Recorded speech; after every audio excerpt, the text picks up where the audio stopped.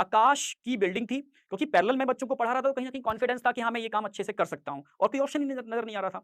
तो मैं आकाश में गया, तो मुझे पता चला कि वहाँ ज़ूलॉजी की वैकेंसी थी, बट मेरा बैकग्राउंड बॉटनी का था। बट मैंने बायो पूरा कंटिन्यू पढ़ाया था, तो कॉन्फिडेंस था कि मैं कर लूँगा, ठीक है? तो मैंने वहाँ एंट्रेंस दिया, उनका एक इंटरव्यू था, वो मैंने क्वालीफाई किया और मेरा सिलेक्शन हो गया।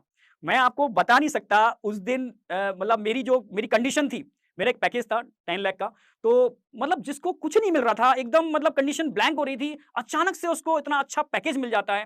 मतलब वो उन्होंने ऑफ़र किया, मैंने अपना कोई डिमांड नहीं रखी, उन्होंने ऑफ़र किया। मतलब उस दिन मुझे मतलब मेरी मतलब खुशी का मतलब ठिकाना नहीं था। अरे! ये क्या हो गया? मतलब अल्टीमेटली अल्टीमेटली मतलब मैं एक्सप्लेन नहीं कर सकता उस चीज़ को। मैंने पापा को फ़ोन किया, "पापा मेरा ऐसे-ऐसे हो गया है।"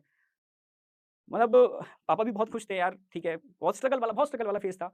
कैसे-कैसे यार मतलब तुम स्ट्रगल कर रहे हो, पढ़ करके कैसे मतलब कैसे पढ़ पा रहे हो, कैसे चीज़ें चल रही हैं? लेकिन मतलब ठीक है, अब वो जॉब नहीं मिली, ठीक है, मुझे मतलब मैं बहुत खुश था कि मतलब मेरी खुशी का कोई ठिकाना नहीं था उस समय। ठीक है, मैंने जॉइन किया और बहुत मेहनत की, पर मन में थी कि यार क्या मैं इस चीज़ के लिए बना हूँ? क्या मैं तो रिसर्च के लिए बना हूँ, मैं तो साइंटिस्ट बनने के लिए बना हूँ। पर एक दिन का वो इंसिडेंट मुझे याद है कि मैं क्लास में पढ़ा रहा था, बच्चों को अपना बता रहा था कि बेटा मैं ऐसे-ऐसे था और मैं रिसर्च से यहाँ आ गया। तो बच्चों ने कहा कि ना सर आप रिसर्च के लिए बने ही नहीं हो, सर आप पढ़ाने के लिए बने हो, आप बहुत अच्छे टीचर हो। ये बच्चों ने बोला, तो मेरा कॉन्फिडेंस मतलब ऐसा नहीं है कि हम ही बच्चों का कॉन्फिडेंस बढ़ाते हैं, बच्चे भी तो हमारा कॉन्फिडेंस बढ़ाते हैं। तो बच्चों ने इतना कॉन्फिडेंस मेरा इंक्रीज़ कर दिया और फिर मैंने सोचा यार कि मैं जो भी काम करूँगा गवर्नमेंट जॉब, प्राइवेट जॉब, कहीं न कहीं उसमें मतलब समझ रहे हो? अच्छे काम के संग कुछ गलत काम भी हो जाते हैं। तो कहीं न कहीं हाथ भी काले होते हैं जो मैंने देखा लोगों को इस फ़ील्ड के अंदर।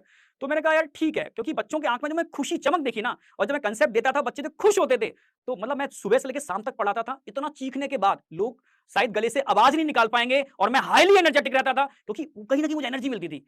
तभी मेरे समझ में आया कि काम वो करना चाहिए जिसमें आपको थकान ना हो। आप कंटिन्यू काम करो और फिर भी थकान ना हो तो एक्चुअल में आप उसी चीज़ के लिए बने हो। ये एक अच्छा सिंबल था। मैं समझ गया कि हाँ, मैं एक्चुअल में बना ही टीचिंग के लिए हूँ। एक समय ऐसा आया कि मुझे आकाश छोड़ना पड़ा। ठीक